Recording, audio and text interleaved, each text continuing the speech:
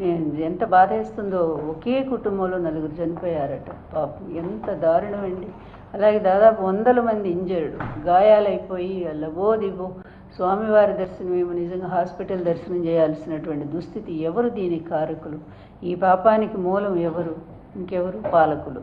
పాలకుల యొక్క అవినీతి వల్ల, పాలకులు యథా రాజా తథా ప్రజ అని, ఈ పాలకులు ఎట్లాంటి అవినీతి పరులవుతారో వాళ్ళ క్రింద పనిచేసే వాళ్ళు అలాంటి వాళ్ళే వస్తారు. అధికారులు అలాగే ఉంటారు, అక్కడి నుంచి కాంట్రాక్టర్లు అలాగే ఉంటారు. అందులో చంద్రబాబు గారి టైంలో అసలు డైరెక్టే కదా, ఏది కూడా ఆయన ఓపెన్గా చేయరు కదా, అట్లా అడ్డదారిలో పిలుస్తారు, వాళ్ళకు చెప్పేస్తారు తన అనుకున్న వాళ్ళందరికీ కూడా. అలాంటి వాళ్ళకి ఇవ్వటం, వాళ్ళు చేసిన ఏదో పని వల్ల ఈరోజు ఇంతమంది పాపం మరణించటం, ఆ కుటుంబాలు ఎంత ఏడుస్తున్నాయి చెప్పండి.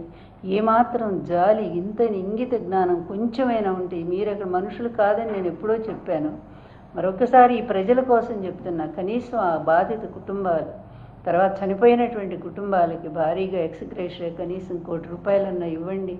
అదేదో డబ్బుతో వాళ్ళ దుఃఖం తీరుతుందని కాదు, కొంత ఆర్థికంగా తర్వాత వాళ్ళు బ్రతకటానికి అవకాశం ఉంటుంది. అది ఎట్లాగూ చెయ్యరు. ఇంతవరకు ఆ తిరుమలలో జరిగిన సంఘటన మీద విచారణ ఏమైందండి? తూతూ మంత్రంగా వేశారు, అది ఎటుపోయిందో కూడా పోయింది.